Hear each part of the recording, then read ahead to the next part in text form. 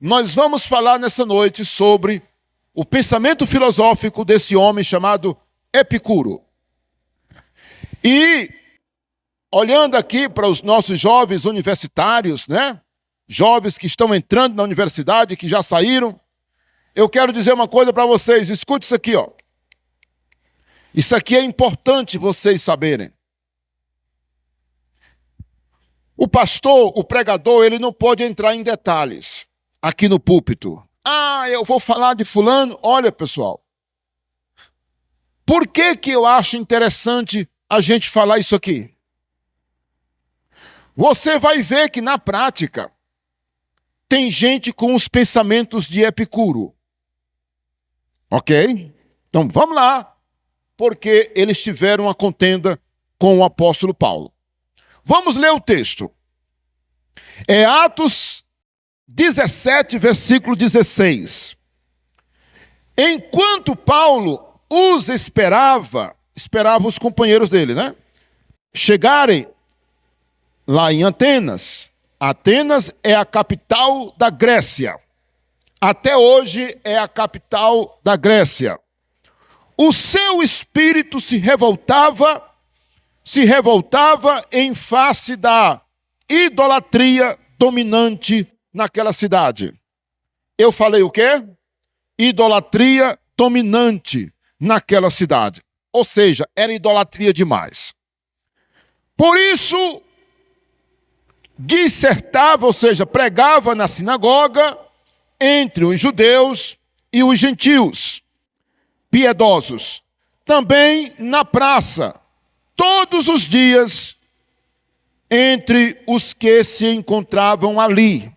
Lembrando que antigamente, irmãos, as praças das cidades eram um verdadeiro centro, onde funcionava até tribunal nas praças. Então era um centro importante, uma praça da cidade para a antiguidade. Era geralmente assim.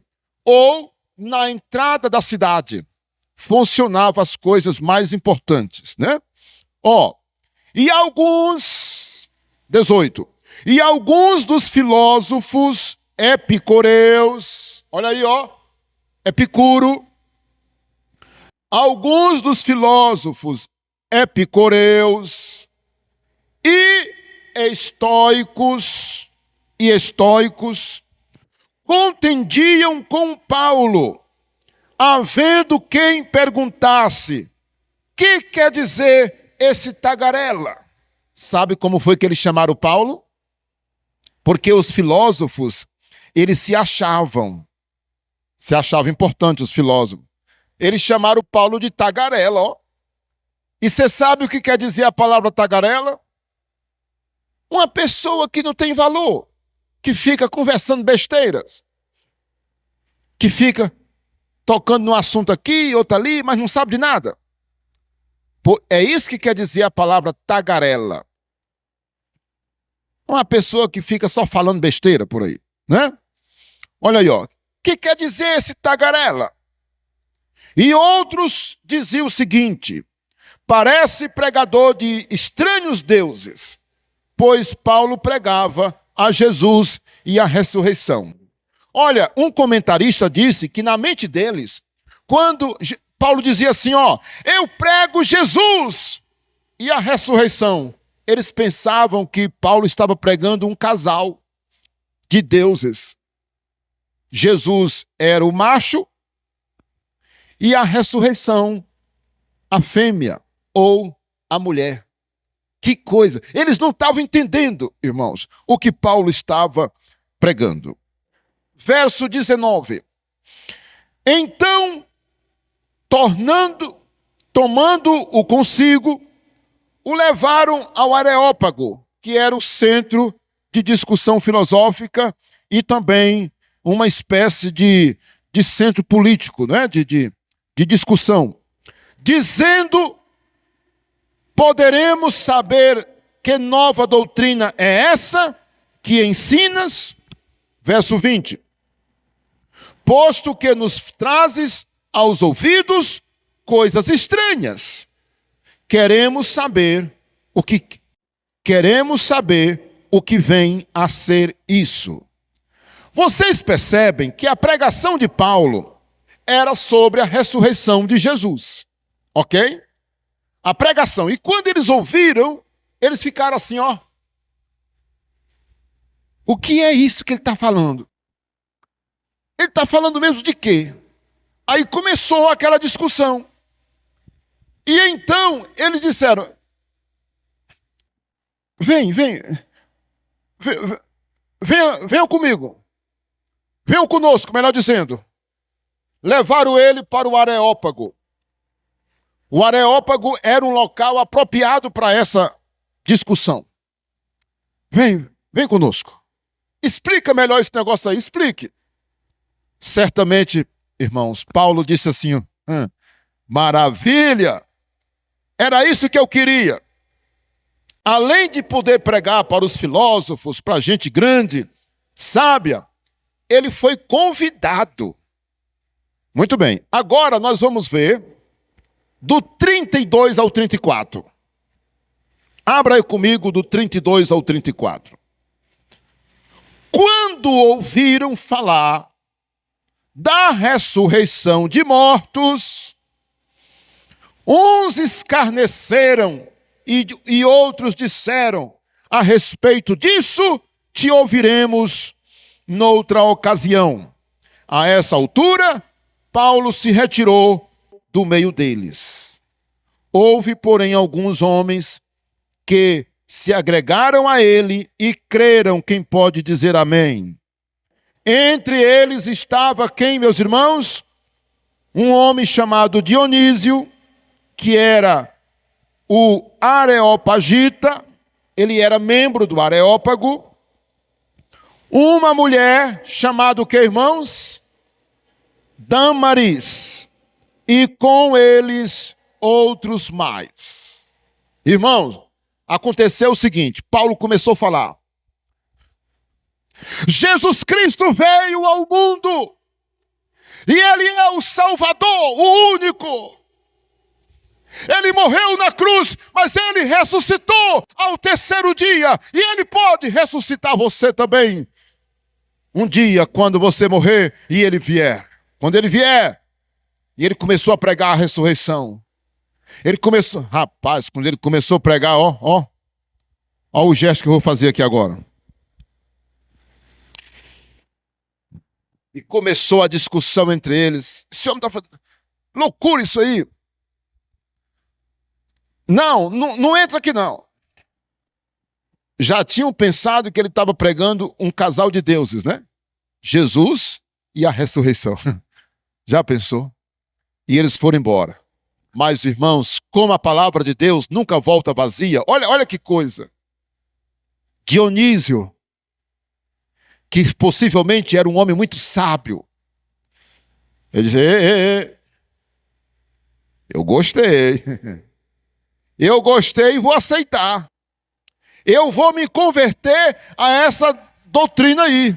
Eu vou. Irmãos, o Dionísio, irmãos. O Dionísio. Então, Dionísio disse assim, eu quero. E muitos outros. Mas uma senhora chamada Dâmaris disse, eu também. Eu quero também. E muitos outros. Aí Paulo fez o que, irmãos? Se separou, porque uns já estavam debochando, né? Estavam escarnecendo. Olha aqui, como diz o texto. Uns escarneceram e outros disseram, eu vou ouvir isso aí outro dia. Agora não. Aí, meus irmãos, eu quero falar agora de Epicuro. Olha, eu quero agora que vocês fiquem com a mente para entender o que eu vou falar. Por exemplo, falando aqui de Atenas, ou de Atenas, Paulo, quando prega em Atenas, capital da Grécia Antiga, né? E até hoje, na Grécia Antiga, melhor dizendo, muito se entristeceu com a idolatria dominante naquela cidade. Só para reforçar, Atenas continua sendo a capital da Grécia, ok?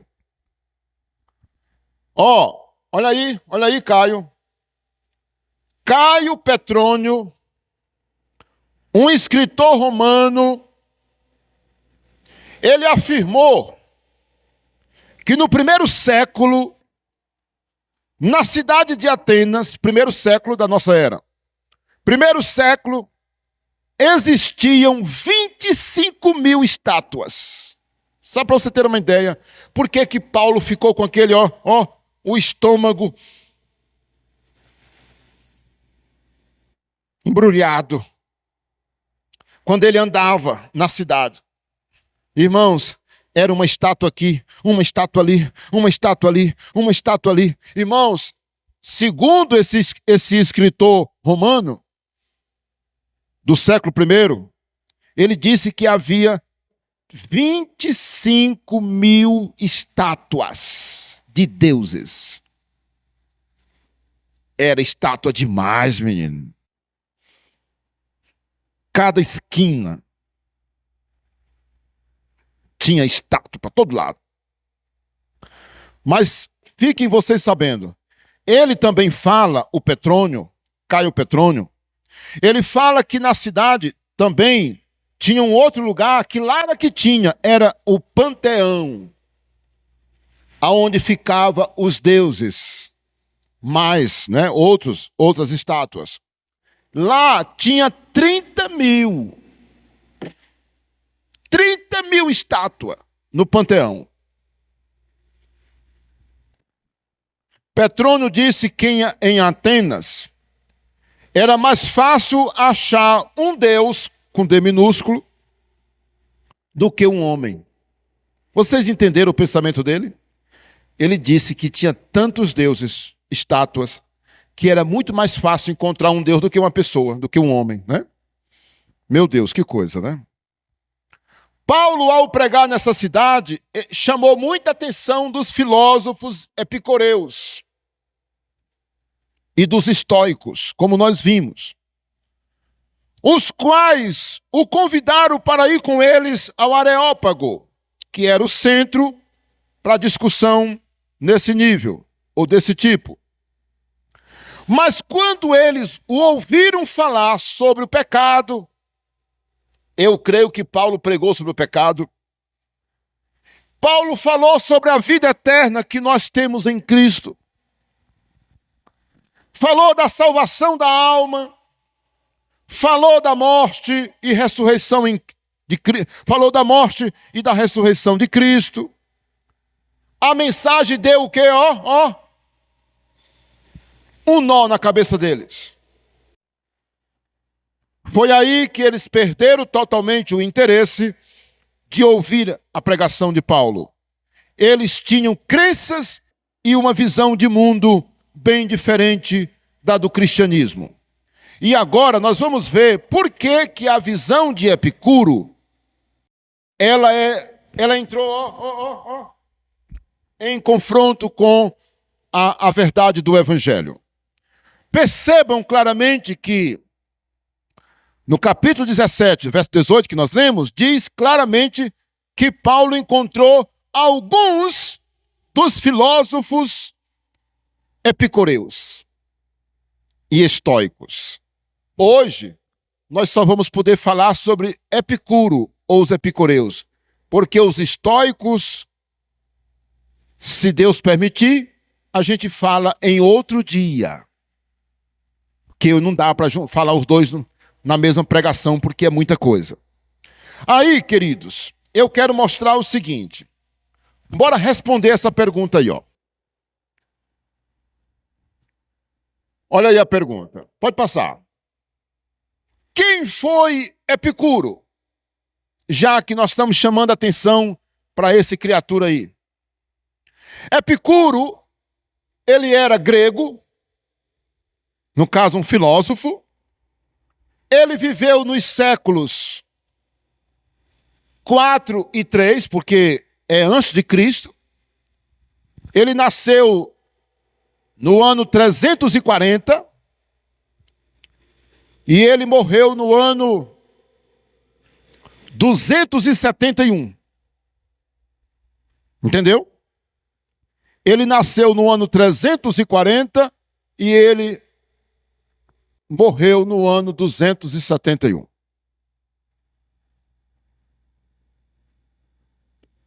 Então ele era grego. Em síntese, eu coloquei aqui.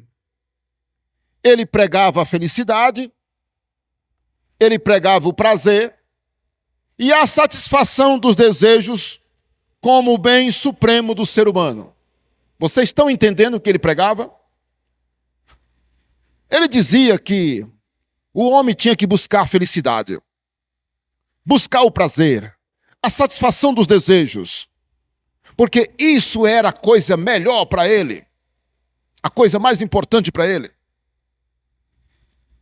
Ele fundou uma escola em Atenas. Ele era um grande filósofo, ele não foi um filósofo pequeno.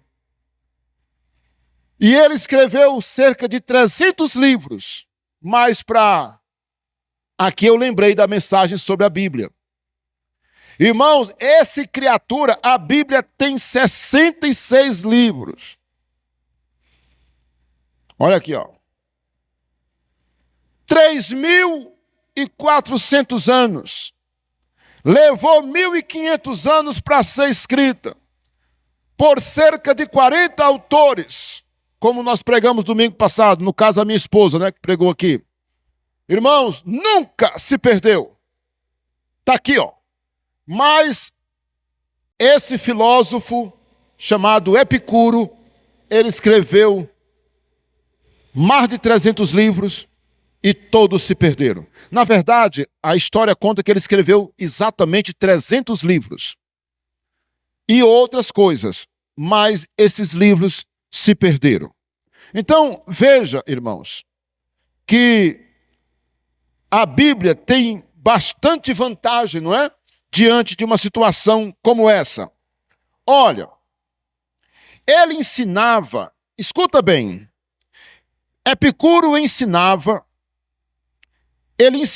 que o ser humano deve evitar a perturbação e a dor, ou até mesmo desprezá-la, e que o homem deve se engajar, sabe em quê? Para buscar o prazer. Era isso que ele ensinava. Ele dizia assim, vocês têm que procurar ter prazer na vida, a felicidade, uma vida sem dor, uma vida sem perturbação. Olha, façam de tudo para vocês serem felizes. Busque a felicidade, busque o prazer.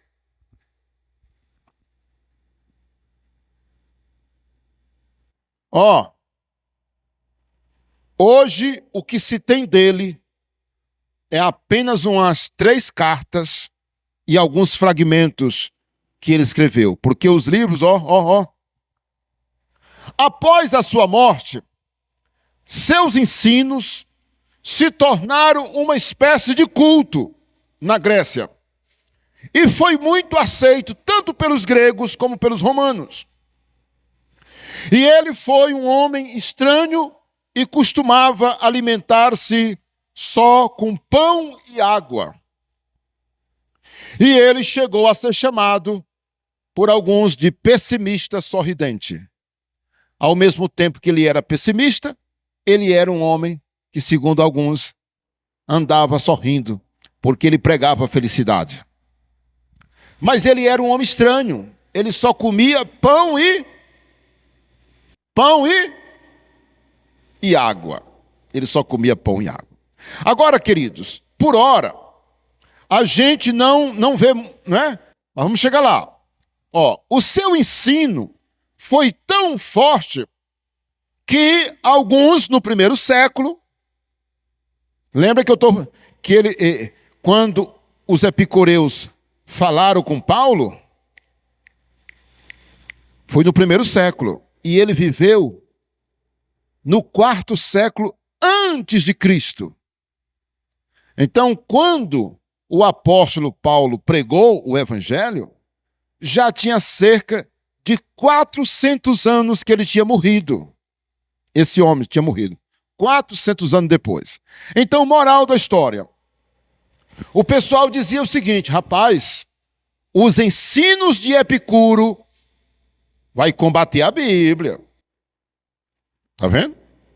Alguns chegaram a dizer que os ensinos dele, ia combater isso aqui. Porque ele pregava a felicidade. Ele ensinava as pessoas que elas deviam ser felizes, que elas deviam fazer tudo para alcançar a felicidade. Aí, meus irmãos, o que começa a chamar a atenção é isso aqui, ó. Olha aí, ó. Pode passar. O pensamento dele. Aí agora eu vou, alargar o pensamento dele. Qual era o pensamento dele? O pensamento dele pode ser resumido nessa frase aí, ó. Por isso que eu coloquei entre aspas. Ó. Uma vida feliz é uma vida de prazer, sem perturbação e sem dor. Ele pregava isso aí. Você consegue entender o que eu quero dizer? Eu sei que estou falando, não tem crianças aqui no auditório. Olha, quando ele fala prazer, ele não está falando só em relação à intimidade de um casal. Ele está falando, não é nesse sentido. Ele está falando de você procurar uma vida feliz. Busque uma vida feliz. Sem perturbação e sem dor. Aí, pessoal, tô indo por parte, né? Aí agora, nós vamos ver as ideias dele.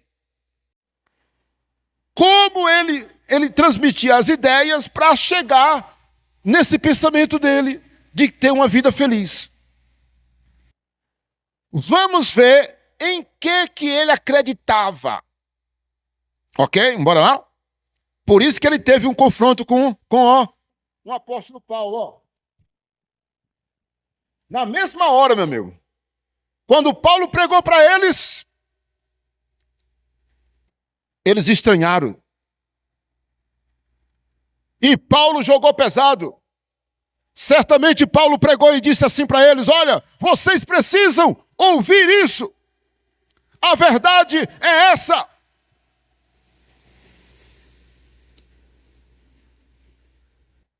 As ideias para se alcançar essa sonhada vida. Aí agora não está aí, está aqui. Precisa passar o slide.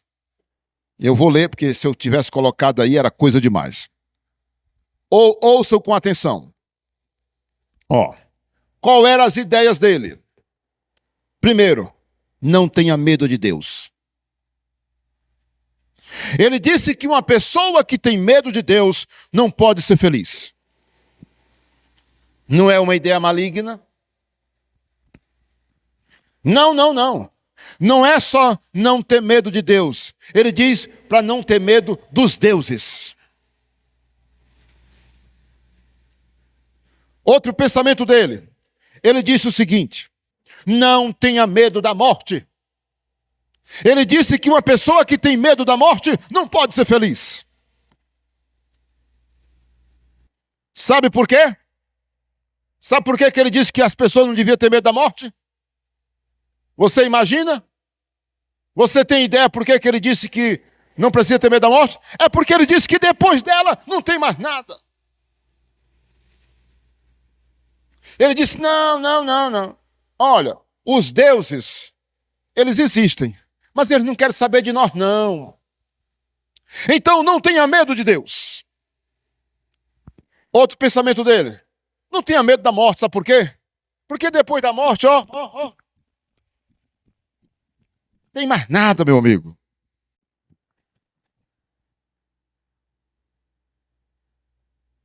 Não existe a imortalidade da alma. Olha o outro pensamento dele. Nós não somos filhos de Deus.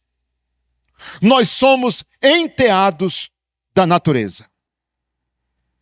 Já pensou? Rapaz, ele jogou pesado, não foi? Ele disse que nós não somos filho de Deus. Nós somos um enteado da natureza.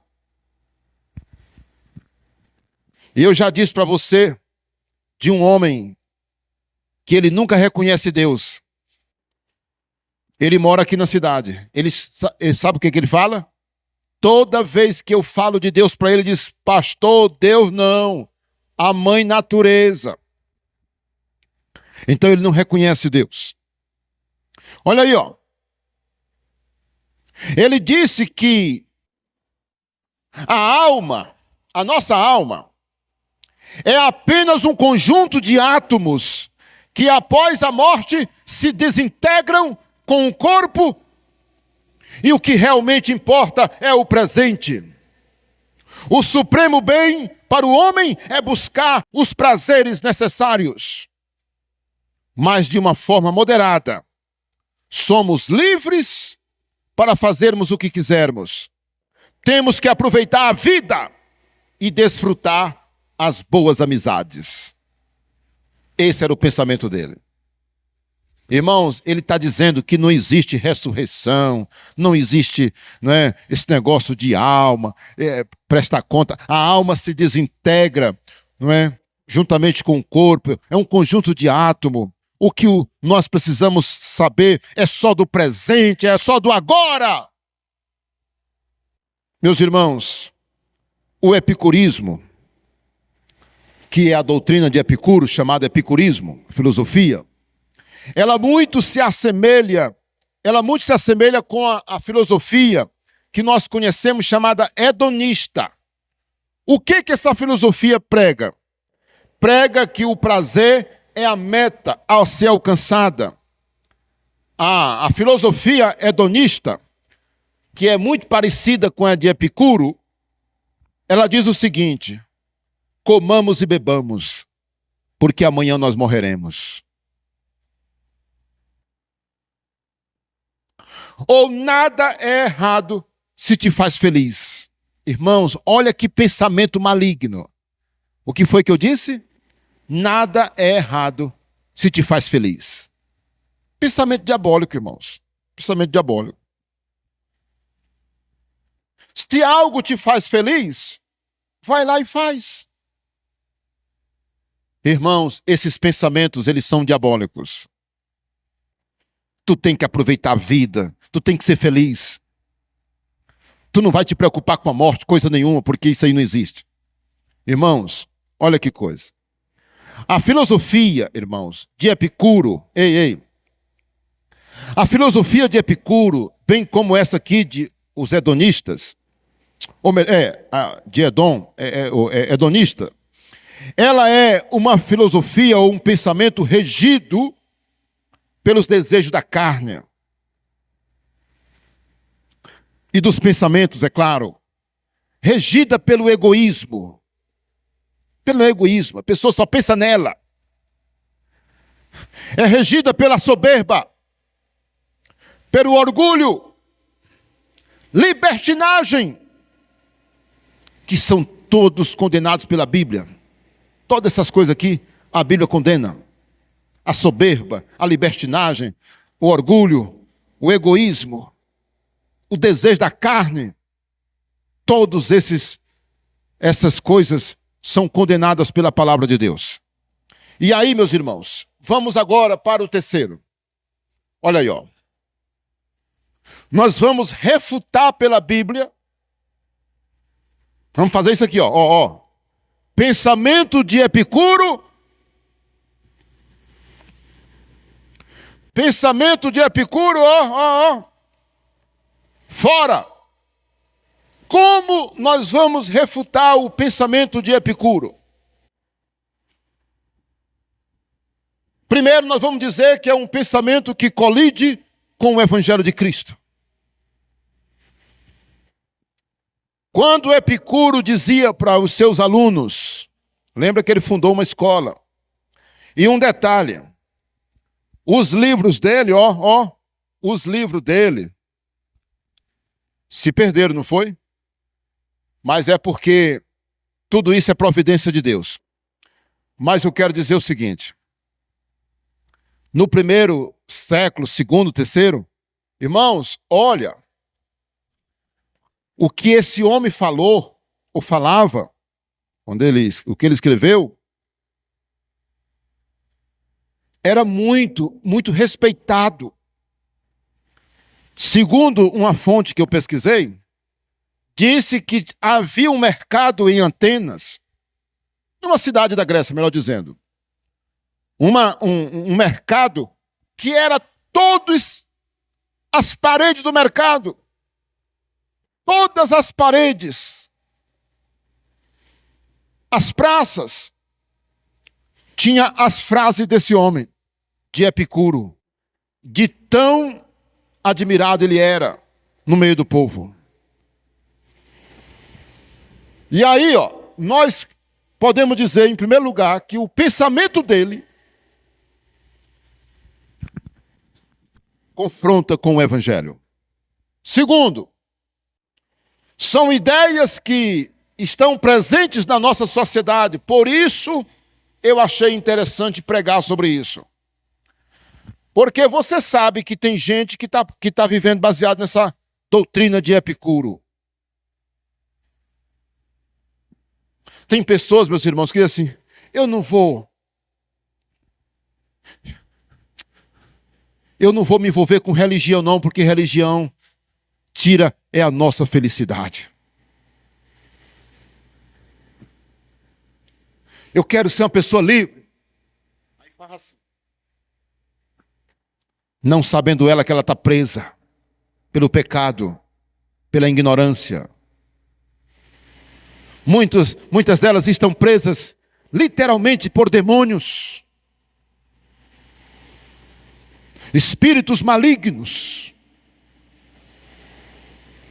Irmãos, quando Jesus veio ao mundo, quando ele estava aqui, nós percebemos pelos evangelhos que uma das coisas que mais Jesus fazia, irmãos, era curar gente doente e expulsar demônio das pessoas.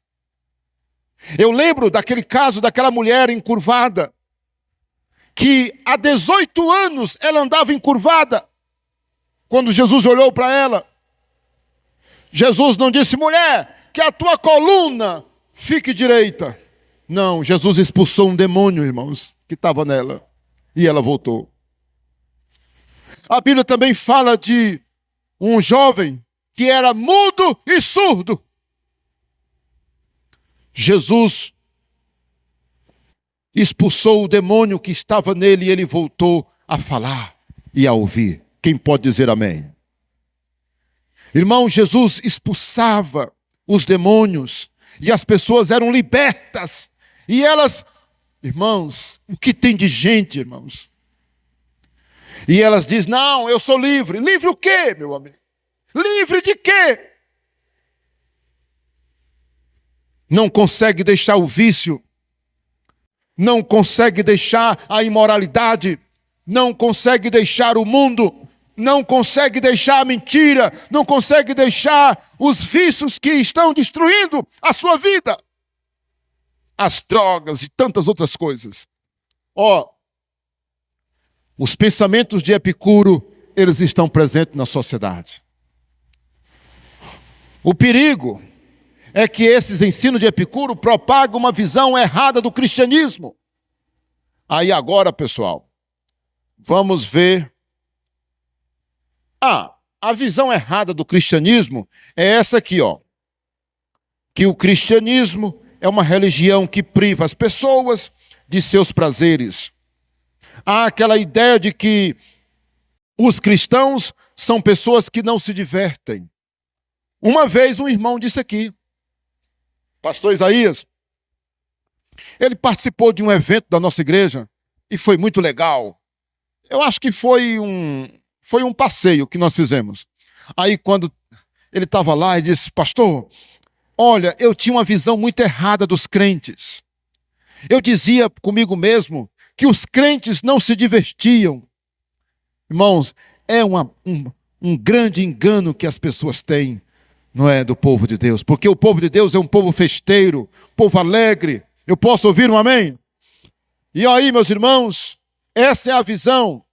Agora, queridos, novamente, eu não coloquei aqui, mas eu quero que vocês ouçam, por favor, como a Bíblia faz assim, ó, com esse pensamento de Epicuro. Vai-te para lá, pensamento maligno. Abra sua Bíblia em 1 Coríntios 5,19. Vamos combater o pensamento de Epicuro quando ele diz que não tem vida após a morte. Quando ele diz que a gente não deve temer os deuses, que não devemos temer a Deus e etc. Olha aí o que a Bíblia fala em 1 Coríntios capítulo 15, verso 19. Olha aí, ó. Eu acho esse versículo muito interessante. Se a nossa esperança em Cristo se limita apenas a esta vida, somos os mais infelizes dos homens. Sabe o que Paulo está dizendo aqui? Que se a minha vida e a sua vida se limita somente a essa, nós somos os mais infelizes. Porque, meus irmãos, nós sabemos que existe um céu nos aguardando, um paraíso nos aguardando, uma ressurreição nos aguardando. Jesus em breve voltará. Quem pode dizer amém? Ele voltará para buscar a sua igreja. E o pensamento de Epicuro diz que morreu, acabou. Que você tem que ser feliz. Pensamento diabólico.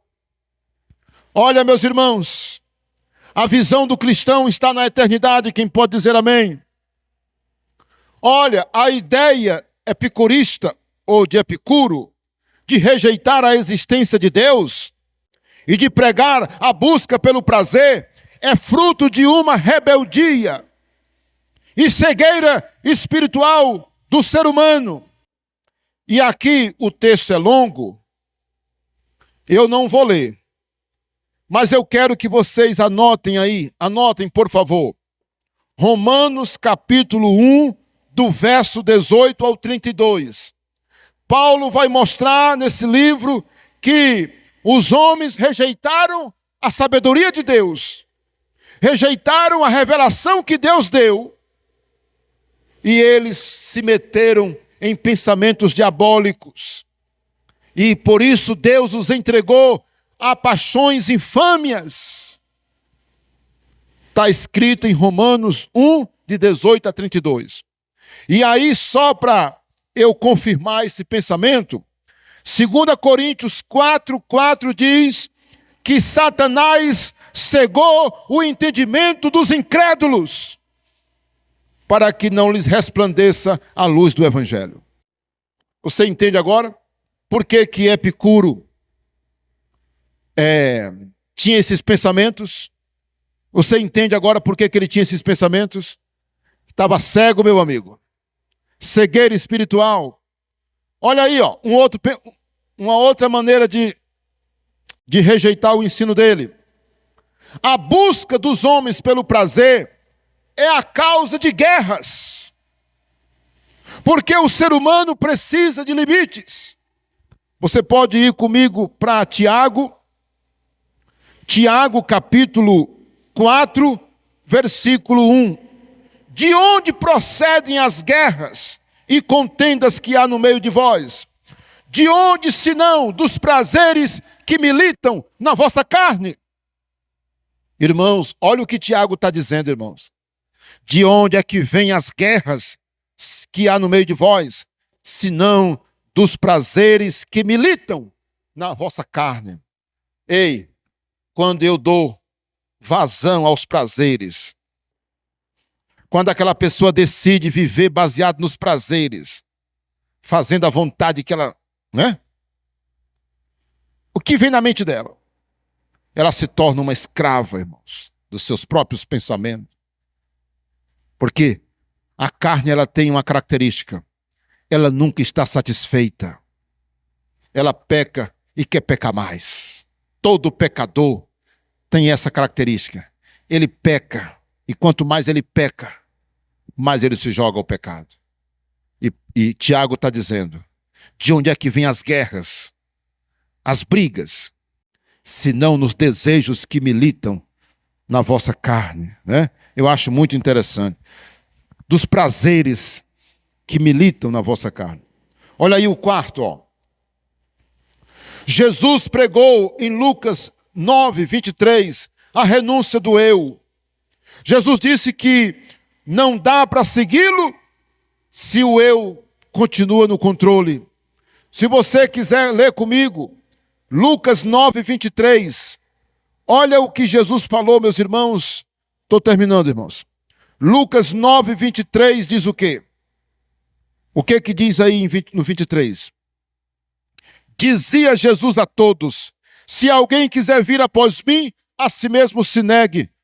Cada dia, dia a dia, tome a sua cruz e siga-me. Pois quem quiser salvar a sua vida, perdê-la-á. E quem perder a sua vida por minha causa, a salvará.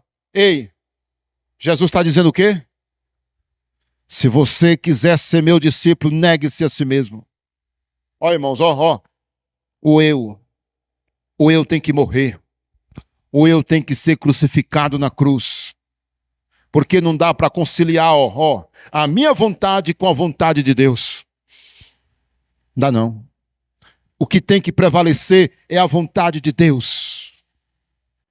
É por isso que muita gente não consegue ser um bom cristão. Você está entendendo o que eu estou dizendo? Por que muita gente não consegue ser um bom cristão? Porque ele quer medir, ele fica. A dele e a de Deus. A vontade dele e a de Deus. Ah, mas eu quero assim. Mas eu não concordo. Mas... Não, meu amigo, tem que morrer. A sua vontade tem que morrer. É essa a razão porque muitos não conseguem ter uma boa vida cristã. Muitos deles andam se arrastando assim, parece que estão carregando um peso tão grande nas costas. O que é? É o embate da vontade dele com a de Deus. E Jesus disse que nós temos que renunciar à nossa própria vontade. Eu estou lembrando aqui de Gálatas 5, versículo 16 e 17, que diz: andai no Espírito e não satisfareis os desejos da carne, porque a carne milita contra o Espírito e o Espírito contra a carne. Eles são opostos entre si. Guarde esse versículo. Gálatas 5, 16 e 17. Diz claramente que a carne luta contra o Espírito. 5. Deus condena as obras da carne. Quando Paulo vai dizer em Gálatas 5, a bebedice, glutonarias, inimizades e etc. As obras da carne, quando ele cita, ele diz, não poderão entrar no reino de Deus os que tais coisas praticam. Idolatria, o roubo, não é? A mentira, as facções, as bebedices. Tudo isso ele fala. E quando ele fala, ele diz, quem comete essas coisas não pode entrar no reino de Deus. E lá em Apocalipse, capítulo 20, versículos de 11 a 15, nós temos aquele momento do juízo do trono branco, que diz a Bíblia, que todos vão se encontrar diante do trono, e cada um será julgado de acordo com as suas obras, de acordo com o que está escrito naqueles livros, né? E vai ser abertos os livros, serão abertos os livros, e todos serão julgados de acordo com o que está naqueles livros. Um por um. E diz o texto lá, e vai ser aberto o livro da vida, e se alguém não for achado escrito no livro da vida, será lançado no lago de fogo. Que coisa, né, irmãos? E por último, irmãos, eu quero concluir, ou melhor, não é a conclusão ainda, é o último ponto aqui, ó. A Bíblia também ensina que todas as coisas nos são lícitas, mas nem todas convém fazer. Então, o pensamento de Epicuro, que ensinava as pessoas a se jogar nos braços dos prazeres, que ensinava as pessoas a não se preocupar com a morte, que eles não deviam se preocupar com Deus, que eles tinham que fazer o que desse na mente deles para alcançar a felicidade, cai por terra. Sabe por quê? 1 Coríntios 6,12 diz: todas as coisas me são lícitas, mas eu não me deixarei dominar. Nem todas convêm, e eu não me deixarei dominar por nenhuma delas. Pense nisso. E olha aí a nossa conclusão. Vocês querem abrir comigo? Olha o que Paulo diz aí. Abra. Colossenses capítulo 2, versículo 8. Eu acho interessante esse versículo. E Paulo está falando de filosofia aí, ó. Paulo está falando de filosofia. Colossenses 2,8 diz: cuidado que ninguém vos venha a enredar com a sua filosofia e vãs sutilezas, conforme a tradição dos homens, conforme os rudimentos do mundo, e não segundo Cristo. Meu irmão, que palavra, né? A gente não poderia terminar a mensagem melhor do que citando Colossenses 2,8. Cuidado, olha aqui, ó. Cuidado que ninguém venha a enredar, vos venha a enredar com a sua filosofia e vãs sutilezas, conforme a tradição dos homens. Graças a Deus que os livros de Epicuro, graças a Deus que os livros de Epicuro, caíram no esquecimento e se perderam ao longo da história. Porque, irmãos, se os seus livros se perderam, imagine o tanto de gente com a mente fraca não estaria lendo os seus livros e vivendo de acordo com esse ensinamento dessa vã filosofia. Irmãos, esses pensamentos, por incrível que pareça, eles estão, na mente de muita gente ainda. Mas que Deus nos livre. E meu amigo, olha, como eu sei que eu não estou pregando somente para a congregação aqui, para a igreja, sede aqui, eu quero dizer para todos, primeiro aos meus irmãos, mande essa mensagem para alguém que você ama. E eu quero que você, meu irmão, também compartilhe com seu amigo, talvez lá no seu trabalho, essa mensagem para que ele ouça, entenda. E outra coisa, se Deus colocou você aí para me ouvir essa mensagem, e você ainda não entregou a sua vida para Jesus, eu quero convidar você agora a entregar a sua vida para Jesus, onde você estiver nesse exato momento. Eu quero que você entenda que Jesus morreu por você, e Ele promete ressuscitar a tua alma um dia. Epicuro ensinava totalmente o contrário disso. E Epicuro ensinou que as pessoas não precisam ter medo de suas atitudes, e a Bíblia diz que nós seremos julgados de acordo com as obras. Nós iremos prestar conta da nossa vida diante de Deus. E eu quero dizer para você se arrepender enquanto é tempo e entregar a sua vida para Jesus. Eu quero orar. A igreja fica em pé e nós vamos orar. E eu quero fazer o apelo para você entregar a sua vida para Jesus, onde você estiver. Feche seus olhos, se você puder. E nós vamos orar agora. Querido Deus e Pai, nós rejeitamos todos os ensinos filosóficos dos homens que contrariam a tua palavra, que negam a veracidade das verdades centrais do cristianismo. Nós reconhecemos a mensagem de Cristo como a mensagem que traz vida e vida eterna. Nós reconhecemos que o único caminho para a salvação da alma é Jesus. E nós rejeitamos toda mentira pregada por Epicuro e pelos seus alunos e pelos seus discípulos. E rejeitamos todo pensamento contrário à verdade do Evangelho. Liberta, Senhor, esse homem. Liberta, Senhor, essa mulher.